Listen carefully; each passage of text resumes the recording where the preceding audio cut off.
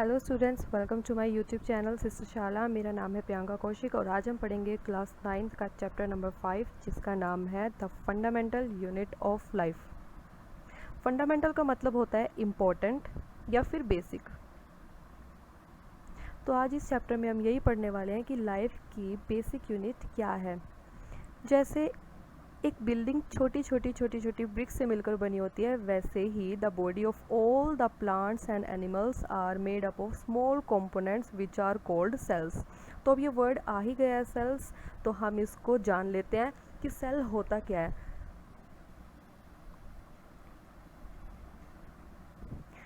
A cell is a basic structural and functional unit of life which perform all the life functions, for instance taking of food, excretion, metabolism, respiration, etc. तो फिर आप बोलेंगे कि इनमें झगड़ा नहीं होता, तो मैं कहूँगी नहीं, because there is division of labour. जो सेल्स होती हैं उनके अंदर भी छोटे छोटे कंपोनेंट होते हैं जिनको हम बोलते हैं सेल ऑर्गेनेलीज, और इन्हीं सेल ऑर्गेनेलीज का काम होता है प्रोटीन सिंथेसिस करना, या फिर वेस्ट मटेरियल को क्लियर करना, या फिर नए मटेरियल को बनाना, या lipid synthesis, RNA synthesis, etcetera etcetera etcetera. Hence we can say that there is no mixing up of all the different functions. जो सेल्स होते हैं वो इतने छोटे होते हैं that they could not be seen through our naked eyes. तो फिर आप बोलेंगे कि सबसे पहले इनकी खोज किसने की, तो मैं आपको बताऊंगी कि 1665 में एक साइंटिस्ट थे जिनका नाम है Robert Hooke.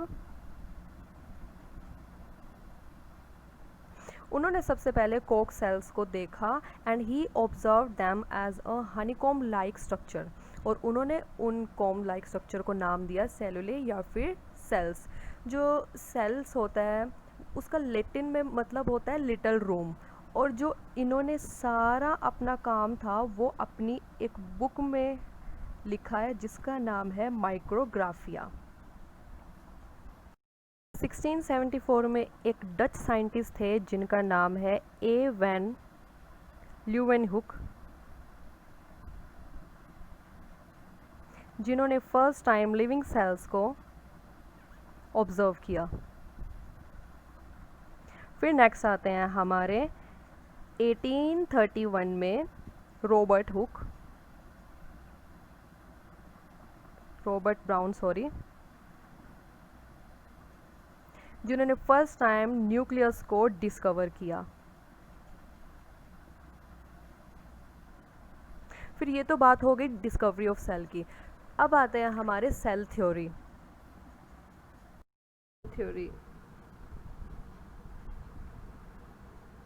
Cell theory was given by two scientist जिनका नाम था एमजे शिल्डन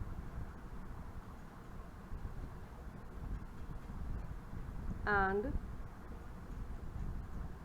टी स्वान।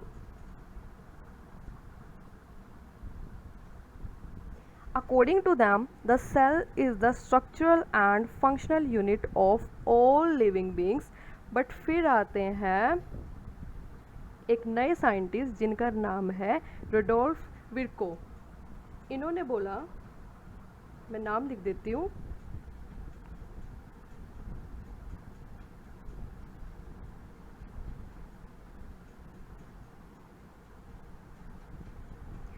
इन्होंने इनकी जो सेल थ्योरी है उसको मॉडिफाई किया और बोला जो सेल्स हैं cell develop from pre existing cells. For example ये एक सेल है, इसी से नए सेल्स ओरिजिनेट होंगे। तो ये थी हमारी सेल थ्योरी। अब हमने सेल भी पढ़ लिया, सेल की डिस्कवरी भी पढ़ ली, सेल थ्योरी भी पढ़ ली। अब हम पढ़ेंगे टाइप्स ऑफ ऑर्गेनिजम्स। तो there are two type of organisms, first is unicellular organism and second is multicellular organism. तो what is unicellular organism?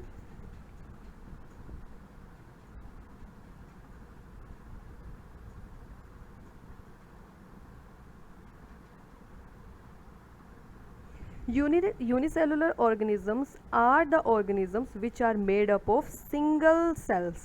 For example, amoeba, paramecium, bacteria, etc. That single cell is able to perform all the life process like obtaining food, respiration, excretion, growth, reproduction, etc. जैसे example amoeba, paramecium, Euglena. अब आता है हमारा multi cellular organism.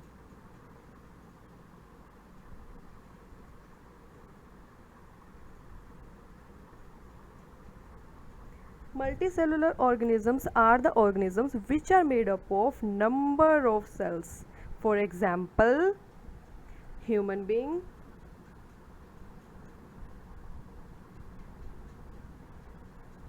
this cute sa frog, etc.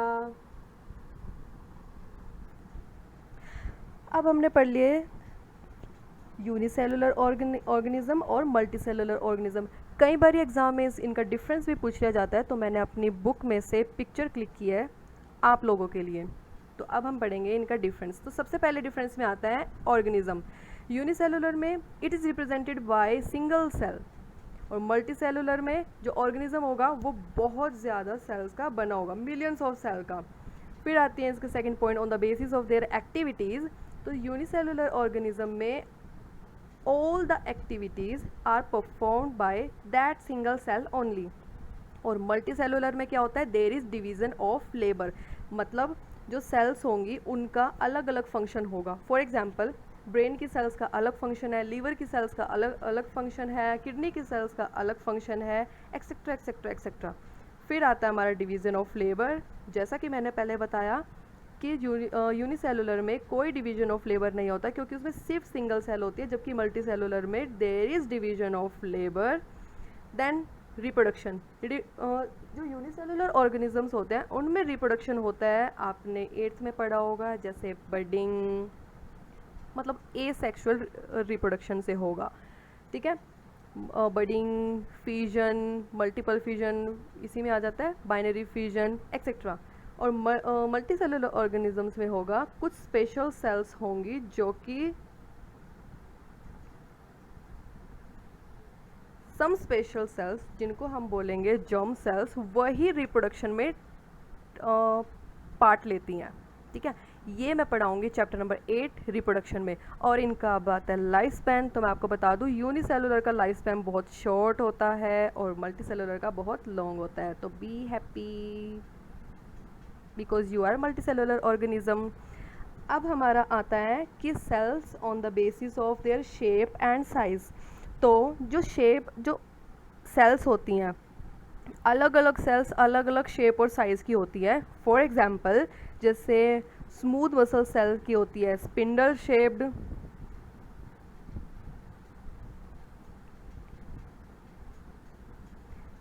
Shaped, ऐसी.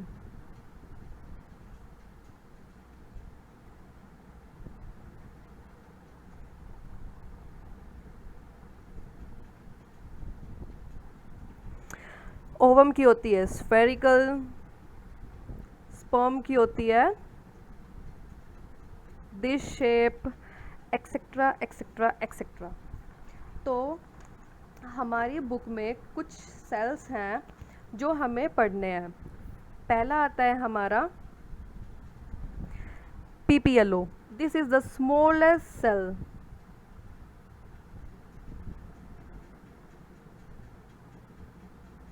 इसका नाम है PPLO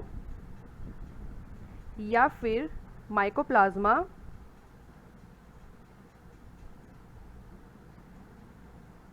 this is a bacteria जो कि सबसे छोटा सेल है. मैं आपको PPLO की फुल फॉर्म बता देती हूँ.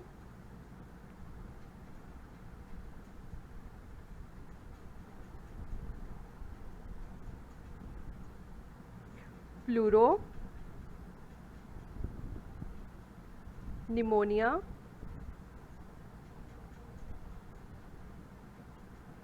Like organism.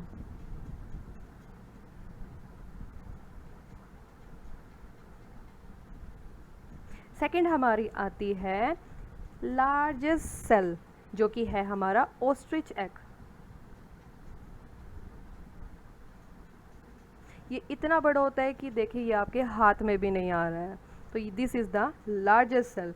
अब आती है हमारी लॉन्गेस्ट सेल जो कि हमारी बॉडी में पाई जाती है, जिसका नाम है नर्व सेल। इसकी लंबाई इतनी होती है 1 मीटर। फिर आता है हमारा सेल। सेल तो हमने पढ़ लिया, अब हम इसके बारे में पढ़ेंगे what is a cell made up of. तो हमारे इसमें 3 कंपोनेंट्स हैं, 3 पार्ट्स हैं। पहला है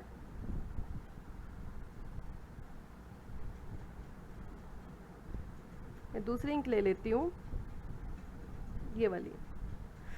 सबसे पहले हम पढ़ेंगे सेल मेम्ब्रेन के बारे में, दूसरा हम पढ़ेंगे साइटोप्लाज्म के बारे में,